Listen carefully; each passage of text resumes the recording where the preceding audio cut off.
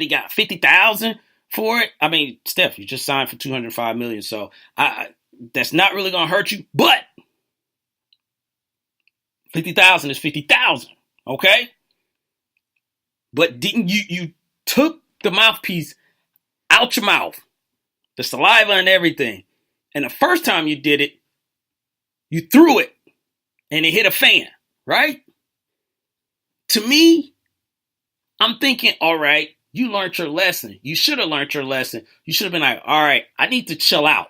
Because when I throw this thing, obviously he didn't mean to throw it at a fan. I don't think he would have did that on purpose. That doesn't seem like Steph. So he made a mistake. So it's just like, I need to keep this thing in my mouth, or if I take it out, I need to hold it in my hand or something like that, vent my frustration, say what I got to say. But no, he took it out again and he throws it again. That's a problem. That's looking at you like, what is your problem, man? Who goes around taking stuff out of their mouth and throwing it? And that's just nasty too, because it hit the ground. You gonna put that back in your mouth? People been walking all over the place, spilling stuff. Ain't no telling what people, done stepped in on their shoes. You gonna pick that up and put it back in your mouth? That's nasty. So I don't got a problem with the fine. If they had gave him a game, I would have been fine with that, because it's just like, you did it before. You did it before. You got fined. Then if you do it again, if you throw it again, you're going to get another fine. So why would I give you another $25,000 fine if you did it once and now you're a repeat offender? So if it had been me, I would have been like, you know what? Let's get him up out of there, give him one game or whatever, because he can't keep the mouthpiece in his mouth or whatever without throwing it, and then maybe he'll learn, that way. So keep it in your mouth, keep that thing in your mouth. Now, last thing I want to cover before we get out of here is this whole Eric Bledsoe controversy, not controversy, but news about Eric Bledsoe. This is a long time coming, ladies and gentlemen. This is a long time coming. They've been talking about trading Eric Bledsoe for almost a year, maybe more than a year now. And we're finally there. We're finally here. And whatever it took, it happened. The whole thing of, I want to get out of here, and he's saying he was at a salon or whatever it is. We're finally here. So the thing I want to talk about is not how that happened, why it happened, and all that stuff. It doesn't. It's irrelevant. It's here now. I want to talk about where he could go, because I know I'm pretty sure Eric Bledsoe wanted to be out of there anyway. So there's 3 teams that he's being linked to at this point. They got him going back to the Clippers, or going to the Knicks, or going to the Bucks. Now, of course, there's other teams out there, because Phoenix is filled in all offers, on it. But out of these 3, I was going to say I was really leaning towards the New York Knicks. Put him in New York with Porzingis. That would keep Porzingis there. They would treat Eric like a god there. But they still would have probably some of the same issues with winning. And I think he's tired of losing. He's been in Phoenix and they've been losing. So Clippers would be nice, but I think he's been there. He was there. I don't know if he really want to go back. So I think the Milwaukee Bucks might be that team. And I say that because we need some players. We need somebody to go east. Let's just be honest.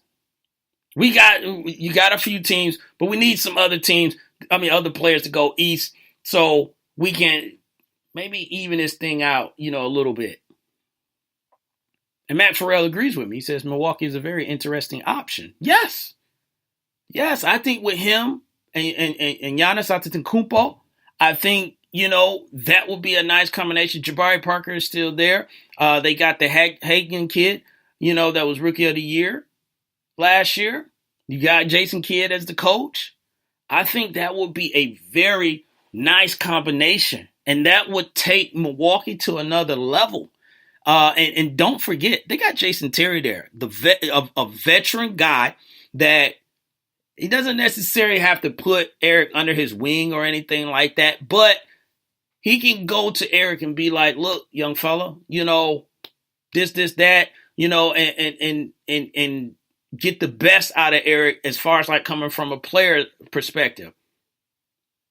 So even though New York, I think the flash and all that stuff will be good. I think going to Milwaukee, man, I think they could really make some noise and take that team to another level. Because right now, Giannis, they're talking about him being a early front runner for the MVP. And if you get a guy like Eric Bledsoe to go with him, that could change. I'm not saying they're going to take out the Cavaliers or anything like that, but that could still change how it goes down in the Eastern Conference. I could see Milwaukee maybe being number 2 or number 3 with the injury that Boston got. I'm thinking that's going to catch up with them a little bit, So I just hope he doesn't go, I hope they don't send him somewhere, because of the whole thing. I think they're on bad terms. So I'm hoping he doesn't go somewhere like Orlando or a team that, don't got a chance, of making any noise this year. Send them east because, you don't want them in the west. Send them east. Send them to Milwaukee. Maybe get, some other pieces, because Milwaukee got some guys I think they don't want on that team. Or not, I shouldn't say don't want, but they wouldn't mind parting with on that team. Then Phoenix will be done with him. They can focus on Devin Booker. He's the guy anyway for that team going forward. And everybody's happy. Everybody is happy. So Bledsoe to Milwaukee. That would be my choice. Work it out, Milwaukee, do something and get that done. And last thing I want to say, I wish Vince Wright was in here. You heard him on the commercial on the drops, but the governor of Minnesota, Detroit beat Minnesota, so nah. But we're gonna move on from that. And ladies and gentlemen, that actually, no. I thought that was the end. No, I'm sorry. That almost is the end. We got one last piece, and I almost forgot. We're gonna do just a question. Just a question. Yeah. Oh, I almost forgot. I'm about to get up out of here. So just a question. We're going I got a question. It may make sense. It may not make sense. It's just something in my brain that goes on, and I'm just thinking, out loud right now. So this is for the group. And if you don't have the answer, email me at thewaitaminuteshow@gmail.com with the answer, because I need an answer to this. I'm up in the morning, ladies and gentlemen. I get myself some cereal, and I pour the milk in my cereal. And I do this all the time. We all do it all the time. I pour the milk in my cereal. I put the top back on the milk, put my spoon in the bowl, and I look at the milk again. And the due date on it is November 2nd. So I just thought, it said sell by November 2nd. So I'm wondering, can anyone tell me how long do you have after that due date that you can still drink that milk? Because I'm so scared that I don't know why I think it's just going to spoil in 24 hours and then I'm going to get sick and have to go to the hospital. But on the 2nd, if it's still some milk in there, I pour it out. I'm done. I got to get me another carton of milk. I got to get me a gallon. I got to get me something. I can't drink the rest of that milk.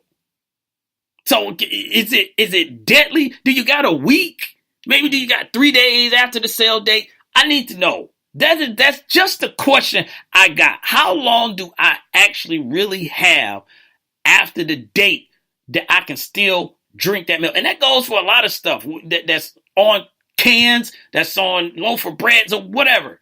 That they tell you sell by such and such date. How long do I got after that before I get all jacked up and messed up? That's my question. So answer me that. Riddle me this, riddle me that, but answer me that. That is just the question, ladies and gentlemen. So now, that is the end of the Wait a Minute show.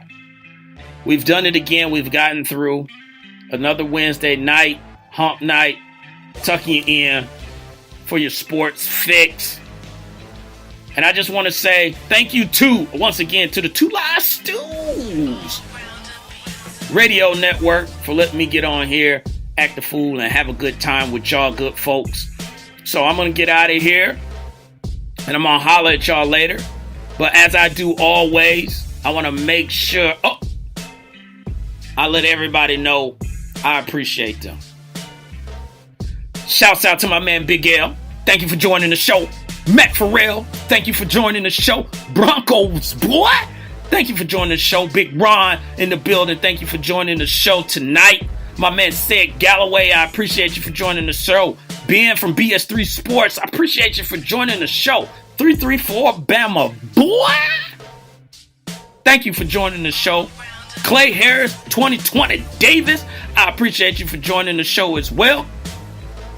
JB Jennings, my man, Tampa Bay Buccaneers fan extraordinaire, thank you for joining the show. JY3 as well, thank you for joining the show.